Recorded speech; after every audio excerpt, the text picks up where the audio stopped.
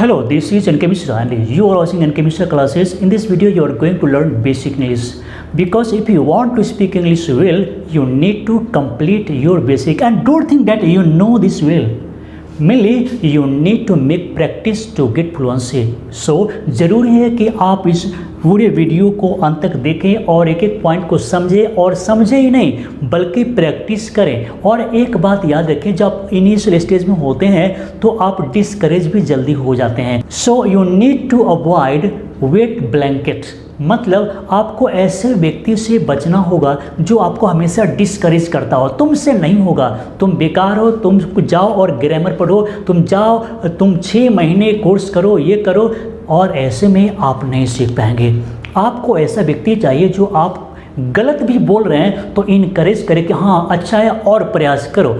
तो जो भी व्यक्ति आपको डिस्करेज करते हैं उनसे आपको बचना चाहिए, क्योंकि पौधा जब छोटा होता है तो बकरी भी आकर चढ़ जाता है, लेकिन वही विशाल पौधा हो जाता है तो कोई भी जानवर से उसे कोई परेशानी नहीं होती। तो आप इनिशियल स्टेज में हैं तो अभी आपको कोई भी डिस्करेज करेगा और आपको लगेगा कि हमसे नहीं होने वाला है। एक बात याद रखें, हमारा जो माइंड है वो बिल्कुल कंप्यूटर के यस और नो बटन की तरह, अगर आप इंटर दबाते हैं, यस करते हैं तो फिर यस ही होगा, अगर आपने नो दबाया तो फिर नो होगा। तो क्यों ना आप अपने दिमाग में सेट कर ले कि आपसे होगा। You can speak English well, you have confidence to do anything.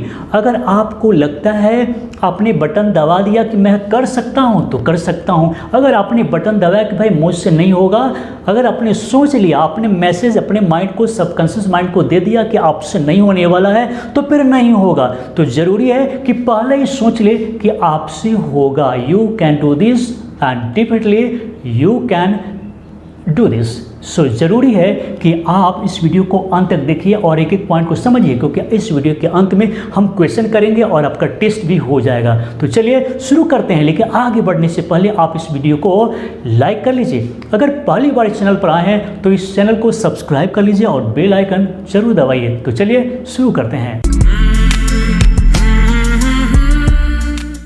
तो सिंपल चीज़ को देखते हैं, हार्ड नहीं, बिल्कुल सिंपल और दिमाग में आपको रखना है। तो सबसे पहले आई नो, आप जानते हैं कि आई नो का मतलब क्या होता है। मुझे पता है, मालूम है, मैं जानता हूँ। तो हम लिखेंगे यहाँ पर मालूम है, मालूम है, या फिर लिखेंगे पता है, या फिर जानता हूँ। अगर आपको कोई चीज़ मालूम है, पता है, जानते हैं तो आप बोलेंगे आई नो, और उसके बाद में कई प्रोसेस है उसको एक एक करके जानेंगे।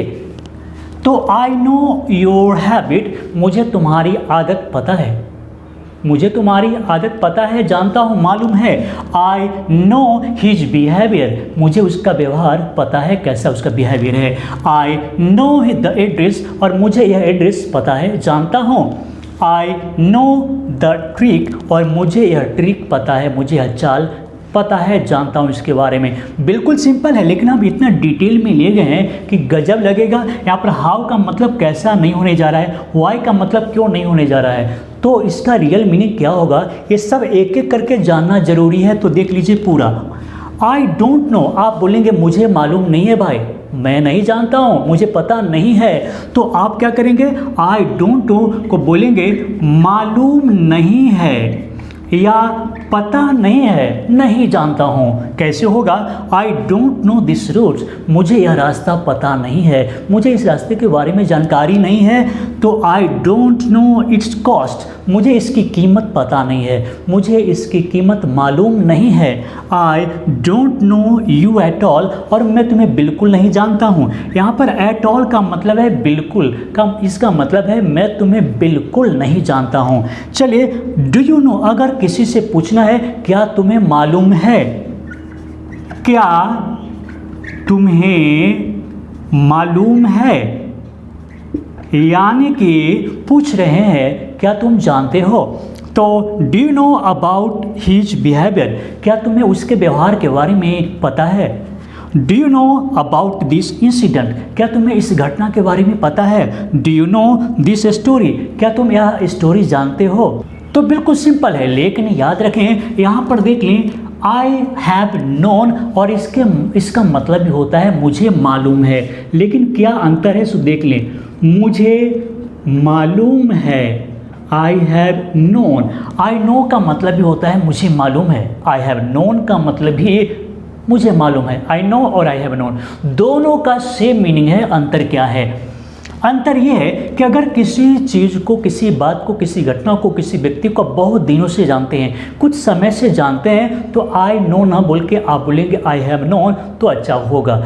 तो यहाँ पर क्या है, लेकिन टाइम जरूर लिखा हुआ होना चाहिए, टाइम एक्सप्रेसिंग वर्ड जरूर आना चाहिए। सिर्फ बोलना है मैं तुम्हें जानता हूँ तो आई नो यू, लेकिन जैसे बोलना होगा मैं तुम्हें बरसों से जानता हूँ तो फिर वहाँ पर I know you for years बोलना पड़ेगा। तो I have known you for years, मैं तुम्हें बरसों से जानता हूँ। I have known this for months, और मैं इस चीज़ को महीनों से जानता हूँ, बहुत पहले से जानता हूँ। I have known him, I have known him since 2018, मतलब मैं उसे 2018 से जानता हूँ। I have known this story, और मुझे यह स्टोरी पता है। यहाँ पर टाइम भले ही नहीं लिखा हुआ, लेकिन अगर आप ये कहना चाह रहे हैं कि बहुत दिनों से पता है, तो अगर टाइम एक्सप्रेसिंग वर्ड भले यहाँ पर नहीं है तो हिडन मान लेंगे। चलिए अब क्या है कि I know how, अब यहाँ पर how का मतलब कैसे नहीं होगा, या इसका दूसरा मीनिंग होगा। जैसे इसका मतलब हुआ आई नो हाउ, तो किस प्रकार या किस तरह। जैसे आई know how you operate it, मुझे पता है तुम इसे किस तरीके से चलाते हो, मुझे पता है तुम किस प्रकार से चलाते हो। I know how you talk to anyone, और मुझे पता है तुम किसी से कैसे बात करते हो। I know how she behaves, मुझे पता है कि वह कैसे व्यवहार करती है, जानकारी है मुझे। नेक्स्ट है आई नो व्हाई, अब यहाँ पर व्हाई का मतलब है किस वजह से, किस कारण से। व्हाई का मतलब क्यों तो होता है, लेकिन इसका दूसरा मीनिंग होगा किस वजह से, किस कारण से। तो I know why you come late, मुझे पता है कि तुम किस वजह से लेट आते हो। I know why she hates you, और मुझे पता है वह तुमसे क्यों नफरत करती है। I know why you tell a lie, और मुझे पता है तुम क्यों झूठ बोलते हो। तो ऐसे हम बोलेंगे व्हाई का मतलब होगा किस वजह से, किस कारण से।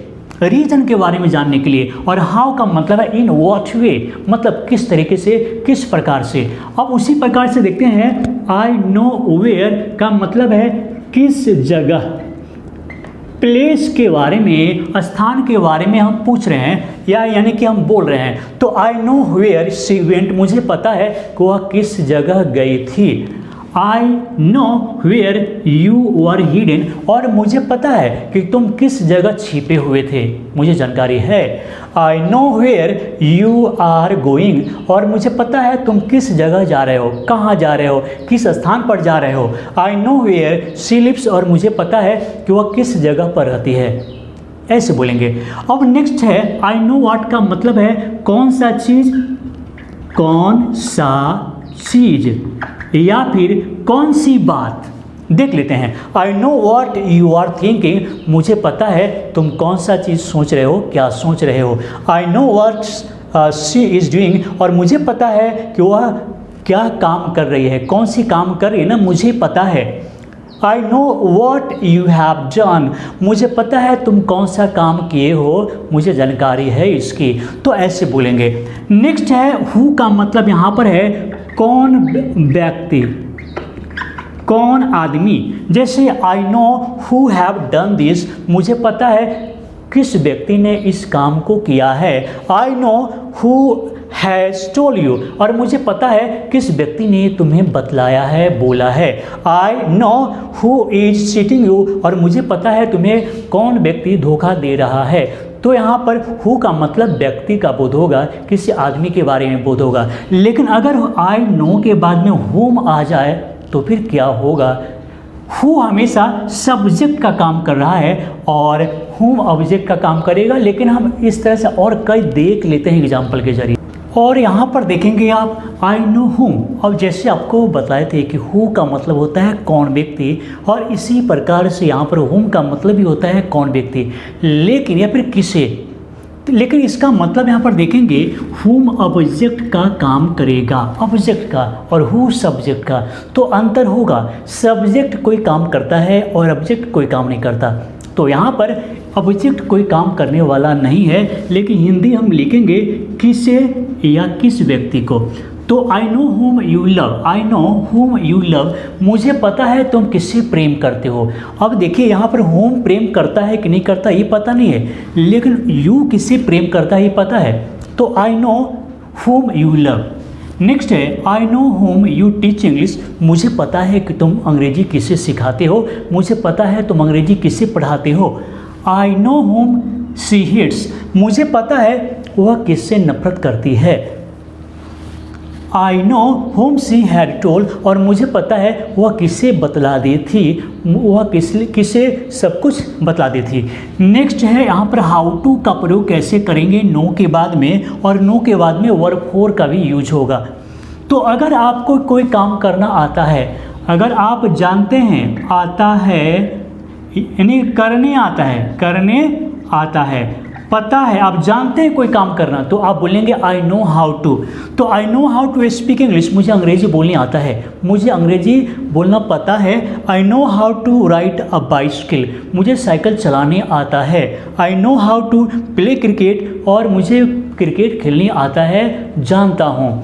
लेकिन अब क्या है कि अगर आप चाहते हैं कि हाउ टू का प्रयोग नहीं करें, तो आप नो के साथ में वर्ब फॉर का प्रयोग कर सकते हैं। जैसे आई नो स्पीकिंग इंग्लिश, मुझे अंग्रेजी बोलने आता है। आई नो स्विमिंग, मुझे तैरने आता है। I no driving a car, मुझे कार चलाने आता है। तो अगर आपको कुछ आता है तो हाउ टू का प्रयोग करके, नहीं तो नो के साथ में आप वर्ब फॉर का प्रयोग कर सकते हैं। और उसी प्रकार हम देखेंगे अब यहाँ पर ही हैज़ गॉन टू और ही हैज़ बीन टू पहले बतलाया जा चुका है। जो भी पुराने स्टूडेंट हैं उन्हें पता होगा, लेकिन रिवीजन जितना करेंगे उसमें उतना ही आप एक्सपर्ट होंगे।